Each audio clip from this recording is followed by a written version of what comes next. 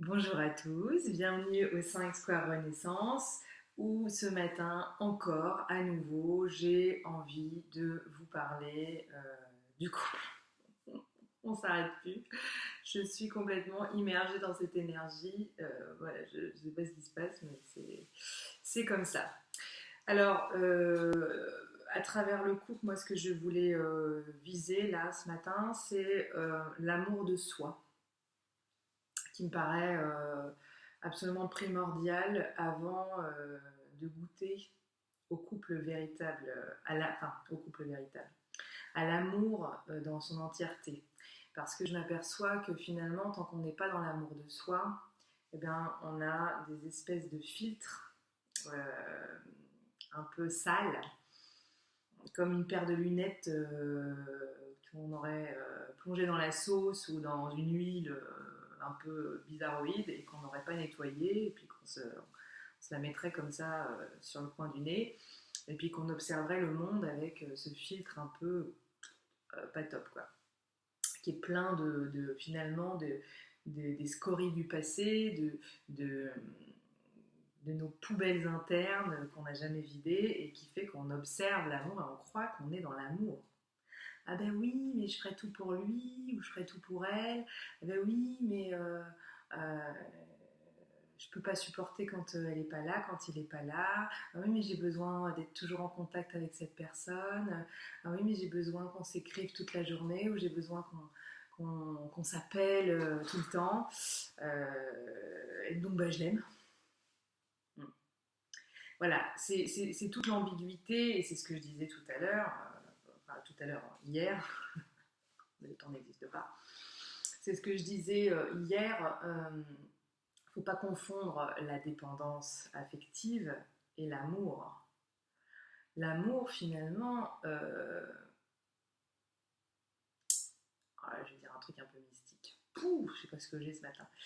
Euh, L'amour, finalement, il n'a pas besoin d'être à côté de vous pour se vivre.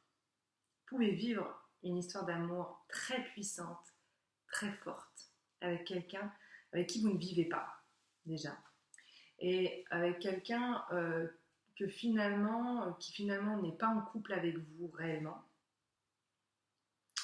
Euh, et avec quelqu'un voilà, qui vit une forme d'amour qui n'est pas toujours vécue dans le charnel aussi. Alors, pour ce faire, pour qu'on se comprenne bien, je vais vous donner un exemple concret, c'est mieux, hein, ça permet de comprendre. C'est comme ça que devraient faire tous les instituteurs, d'ailleurs, c'est toujours donner des exemples concrets. Ça permet aux enfants de mieux intégrer l'information. Et puis parce qu'on est dans un monde de concret, donc c'est important aussi de ne pas partir haut dans les tours et de donner des exemples qui sont archi euh, nébuleux, hein, et que tout le monde ne pourrait pas comprendre. Euh, Moi, donc, je vous parlais l'autre jour d'un garçon, d'un homme, je ne vais pas dire un garçon, le pauvre, c'est pas un petit enfant, que j'ai rencontré il y a 7 ans et que j'ai aimé tout de suite, immédiatement. Ce garçon, on est resté en contact ensuite, on s'est envoyé de temps en temps des messages, mais alors, je veux dire, en toute amitié, quoi, hein, voilà, je dirais, en tout respect. On avait conservé vraiment un respect incroyable l'un pour l'autre. Et, euh, et en toute amitié, ouais, c'est ça, c'est une amitié vraiment d'une belle profondeur. Et puis, un beau jour, 2 ans plus tard, 2 ans après notre rencontre, il m'envoie donc un fameux mail pour me dire écoute, je crois que j'étais un peu dans la peau, je t'ai pas, visiblement, je t'ai pas oublié. Et je pense que un jour, je te ferai l'amour. C'est ce que je vous disais l'autre jour, c'est que je me suis dit, qu'est-ce qui me prend. Puis c'est pas du tout le genre d'homme que j'aurais vu me dire ça comme ça de but en blanc, en fait. Voilà, il m'apparaissait très romantique, plutôt le genre de gars à m'écrire des poèmes qu'à me dire un jour je te ferai l'amour. Ce qui finalement est une forme de poème, de dire un jour je te ferai l'amour. C'est très beau de dire ça. Mais bon, dans mon côté un peu sclérosée de l'époque, je l'ai pas, j'ai perçu la beauté, mais je n'ai pas perçu que la beauté, parce que j'avais mon filtre déformant hein, à l'époque. J'en ai de moins en moins, c'est ça qui est bien.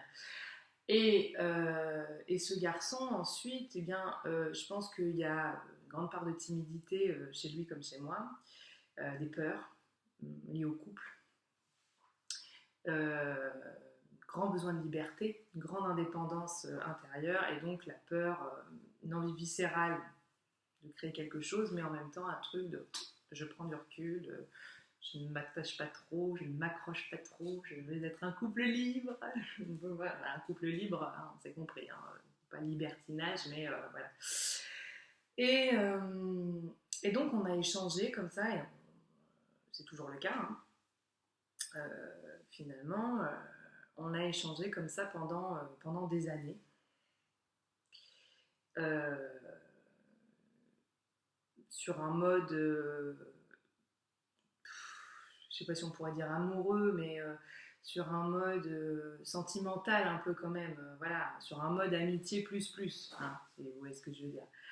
Et j'ai plein d'amis autour de moi qui ont un peu regardé cette affaire un peu avec un peu de jugement, quand même, l'air de rien, sans jamais trop en faire, parce qu'ils savent que je suis un peu soupe au lait, puis que je peux un peu m'agacer, puis que si je leur commence à leur dire des choses avec, avec le recul qui est le mien et la profondeur qui est la mienne et le pif que j'ai, je peux faire mal dans ce que je vais dire, même si je veux pas faire mal. Donc, par moments, elles se répriment un peu, elles disent pas tout ce qu'elles pensent. Mais certaines ont quand même eu l'outrecuidance, j'allais dire. Quel mot l'outrecuidance. J'aime bien, finalement, j'aime bien ce mot. Elles ont quand même eu l'outrecuidance de me dire oui, mais bon, c'est pas une vraie histoire. Enfin, voilà, rends-toi à l'évidence, vous ne vivez pas l'un avec l'autre, vous n'êtes pas un couple. Donc, voilà, est-ce qu'on peut dire que c'est de l'amour? Bah oui, oui. Oui, parce que c'est un garçon qui, pour moi, m'aime réellement, mais dans tout ce que ça comporte. Dans tout ce que ça comporte. Et je me sens honorée d'attirer de plus en plus à moi des hommes comme ça qui sont dans cette forme de liberté, qui m'aiment réellement, qui sont dans un amour réel. C'est-à-dire que du coup, ils ne sont pas du tout dans la possessivité. Moi, cet homme-là m'a toujours dit raconte-moi, est-ce que tu as eu des histoires, raconte-moi un peu, qu'est-ce qui se passe. Il sait qu'il y a eu des femmes, il sait qu'il y a eu des hommes, voilà, et il est dans cette espèce d'ouverture. Et moi, il m'a toujours dit moi, ce que je veux, c'est ton bonheur. Donc, je suis pas là pour te posséder, t'as pas de compte à me rendre. Et finalement, si tu es heureuse, ça me suffit. Donc effectivement, on n'a pas été en couple réellement. Effectivement, c'est une relation qui a le plus souvent été épistolaire. On s'est rencontrés en chair et en os quand même. Hein. C'est pas les petites annonces, c'est pas Internet, c'est pas adopteunmec.com. Hein. Je veux dire, c'est une relation qui a eu lieu dans la matière dans un premier temps.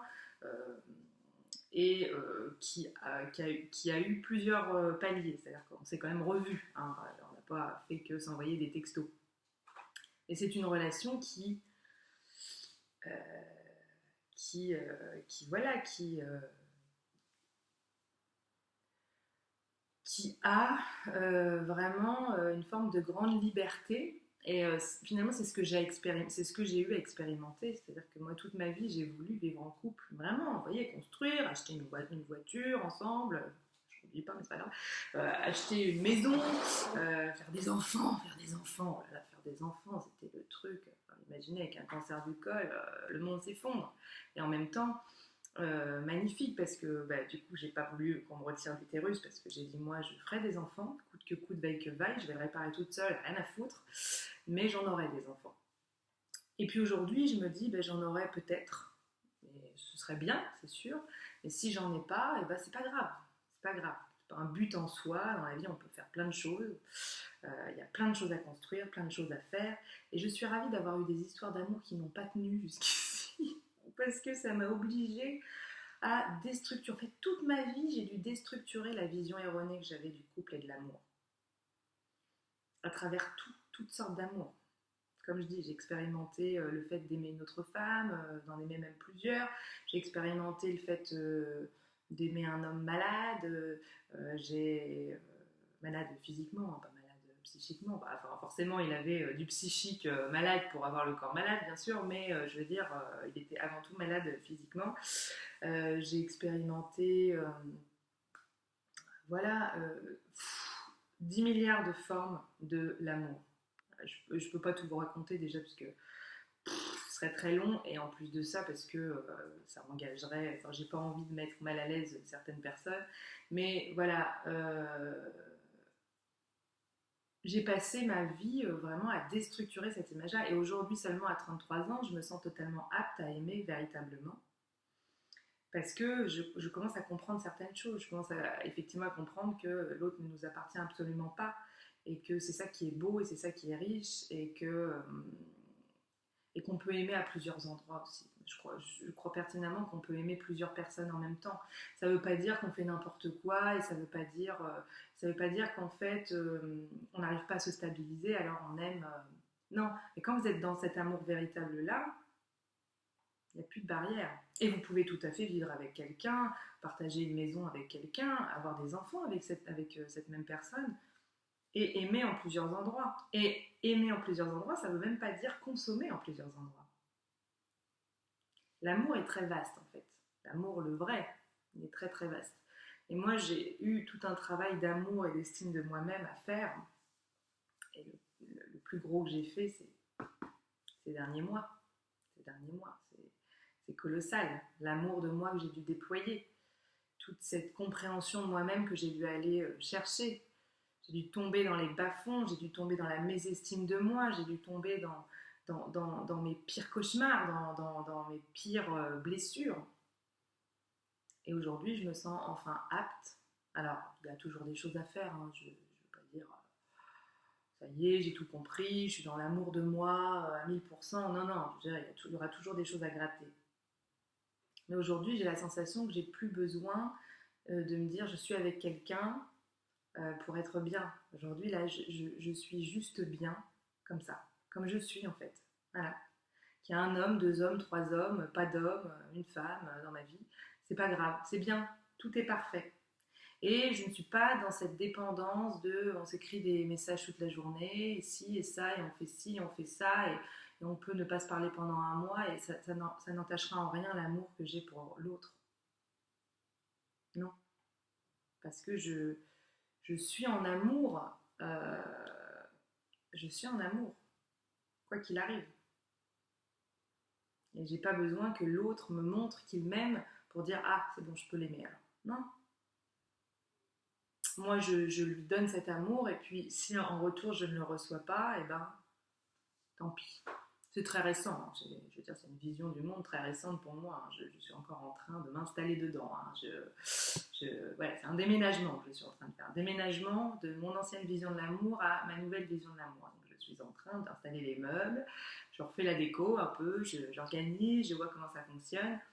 Mais voilà, aujourd'hui j'ai envie vraiment de dire, tant que vous ne vous êtes pas rencontrés, mais intimement, profondément, tant que vous n'êtes pas allé chercher, puiser dans l'amour de vous, vous ne pouvez pas aimer l'autre. Vous croyez l'aimer, mais l'amour il est encore plus vaste que tout ce que vous pouvez penser.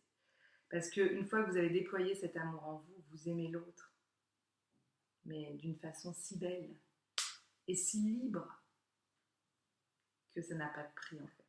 Ça n'a pas de prix. Et vous rayonnez cet amour-là, comme je le disais hier. Vous le rayonnez. Voilà. Alors rayonnez l'amour, l'amour de vous. Aimez-vous. Aimez-vous avant de chercher à aimer quelqu'un à l'extérieur. Aimez-vous de l'intérieur. Et vous allez attirer quelqu'un qui va vous aimer profondément aussi, fatalement. Puisque vous serez dans l'amour de vous, vous allez forcément attirer quelqu'un qui sera dans l'amour de lui et qui sera dans cet amour profond vis-à-vis de vous, dans toute votre liberté. Émanez ce que vous voulez être profondément et vous allez attirer ce que vous cherchez. Et ne le faites pas pour attirer ce que vous cherchez, faites-le d'abord pour vous-même. Je vous embrasse, je vous aime et je suis ravie de partager tout ça avec vous. C'est très très riche pour moi. Je suis ravie des gens qui partagent ces vidéos, ça me fait plaisir que ça diffuse et que ça puisse être regardé par tout un chacun. À très bientôt sur le 5 Square Renaissance.